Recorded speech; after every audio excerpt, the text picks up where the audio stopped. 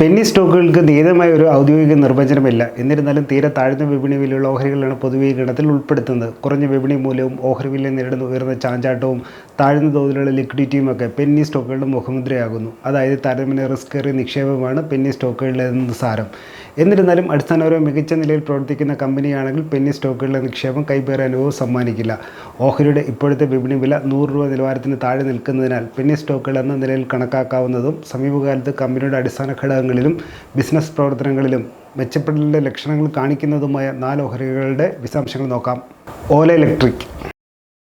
രാജ്യത്തെ വൈദ്യുത വാഹന മേഖലയിലെ പ്രമുഖ സ്വകാര്യ കമ്പനികളൊന്നാണ് ഓല ഇലക്ട്രിക് മൊബിലിറ്റി ലിമിറ്റഡ്. ബംഗളൂരു കേന്ദ്രമാക്കിയാണ് പ്രവർത്തനം. വൈദ്യുത വാഹനങ്ങളുടെ നിർമ്മാണത്തിന് പുറമെ അനുബന്ധ ഘടകങ്ങളായ ബാറ്ററിയും മോട്ടോറും വാഹന ഫ്രെയിം പോലെയുള്ളവയും കമ്പനി വിപണിയിൽ എത്തിക്കുന്നുണ്ട്.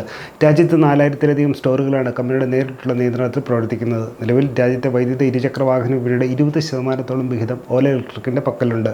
ഇതിനകം രാജ്യത്തെ ഏറ്റവും വലിയ ഈ സ്കൂട്ടർ നിർമ്മാതാക്കളെന്ന മേൽവിലാസവും കമ്പനി കരസ്ഥമാക്കി കഴിഞ്ഞു. അതേസമയം മറുവശത്ത് കമ്പനിയുടെ നഷ്ടം കുമിഞ്ഞുകൂടുന്നുണ്ടായിരുന്നു.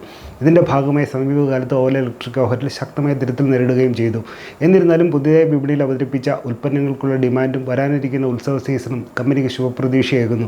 കൂടാതെ ഉൽപ്പന്നങ്ങളുടെ ക്വാളിറ്റി മെച്ചപ്പെടുത്താനുള്ള നിരന്തര ശ്രമങ്ങളും വിതരണ ശൃംഖലയിലും എഞ്ചിനീയറിംഗ് മാനുഫാക്ചറിംഗ് ടീമുകളുടെ ഒത്തൊരുമയോടുള്ള പ്രകടനത്താലും സമീപഭാവിയിൽ ഓല ഇലക്ട്രിക്കിൻ്റെ ലാഭക്ഷമതയിൽ മുന്നേറ്റം കരസ്ഥമാക്കാൻ സാധ്യതയുണ്ട്. അതുപോലെ ഇന്ത്യയിൽ തദ്ദേശീയമായി വികസിപ്പിച്ച പ്രഥമ ലിഥിയം അയോൺ ബാറ്ററിയായ 4680 ഭാരത് സെൽ പുറത്തിറക്കിക്കൊണ്ട് ഓല ഇലക്ട്രിക് വലിയൊരു കുതിച്ചുചാട്ടവും നടത്തിയിട്ടുണ്ട്. മറ്റുള്ള ലിഥിയം അയോൺ ബാറ്ററിയേക്കാൾ 10% ഉയർന്ന ഊർജ്ജ സാന്ദ്രതയും 15 വർഷത്തെ ബാറ്ററി ലൈഫും കമ്പനി വാഗ്ദാനം ചെയ്യുന്നുണ്ടെന്നതും ശ്രദ്ധേയം. ഇത് ഈ വർഷത്തെ നവരാത്രി വേളയിൽ വിപണിയിൽ അവതരിപ്പിക്കുമെന്നാണ് ഓല ഇലക്ട്രിക് അറിയിച്ചിട്ടുള്ളത്. കേന്ദ്ര സർക്കാരിൻ്റെ PLI സ്കീമുകളും കമ്പനിക്ക് അനുകൂല ഘടകമാണ്.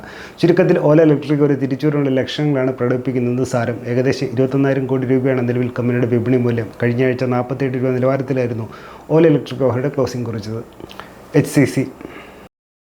ഇന്ത്യയിലെ രണ്ടാമത്തെ വലിയ കടൽപ്പാലമായ ബാന്ദ്ര വേർലി സീലിംഗ്, ഇന്ത്യയിലെ ഏറ്റവും വലിയ റെയിൽ കം റോഡ് പാലമായ അസമിലെ ബോഗിബിൽ ബ്രിഡ്ജ് എന്നിവയൊക്കെ യാഥാർത്ഥ്യമാക്കിയ പ്രമുഖ കൺസ്ട്രക്ഷൻ കമ്പനിയാണ് ഹിന്ദുസ്ഥാൻ കൺസ്ട്രക്ഷൻ കമ്പനി ലിമിറ്റഡ് അഥവാ HCC ലിമിറ്റഡ്.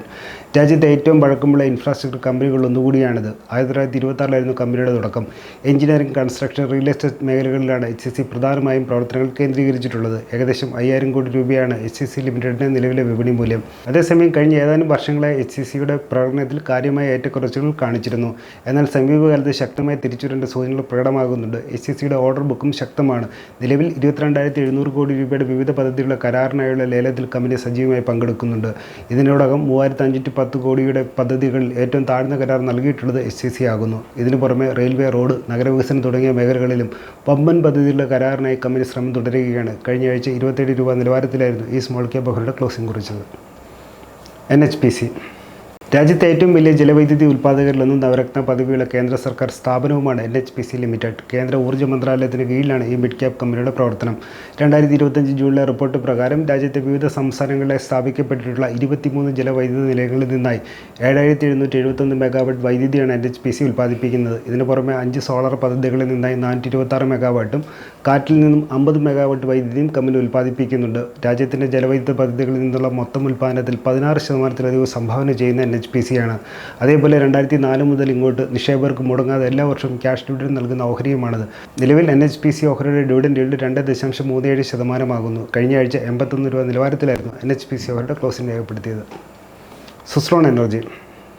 കാറ്റിൽ നിന്നും വൈദ്യുതി ഉൽപ്പാദിപ്പിക്കാൻ സഹായിക്കുന്ന ജനറേറ്ററും ഇതിൻ്റെ അനുബന്ധ ഉപകരണങ്ങളുമൊക്കെ നിർമ്മിക്കുകയും അവയുടെ പ്രതിഷ്ഠാപനത്തിലും ശ്രദ്ധ കേന്ദ്രീകരിച്ചിരിക്കുന്ന പുനരുപയോഗ മേഖലയിലെ മുൻനിര ഇന്ത്യൻ കമ്പനിയാണ് സുസ്രോൺ എനർജി ലിമിറ്റഡ്. ഇതിനകം 13,150-ലധികം വിൻഡ് ടർബൈൻ ജനറേറ്ററുകളും ഇതിലൂടെ 21,170 മെഗാവാട്ട് വൈദ്യുതിയുടെ സ്ഥാപിത ശേഷിയും കമ്പനി കരസ്ഥമാക്കിയിട്ടുണ്ട്.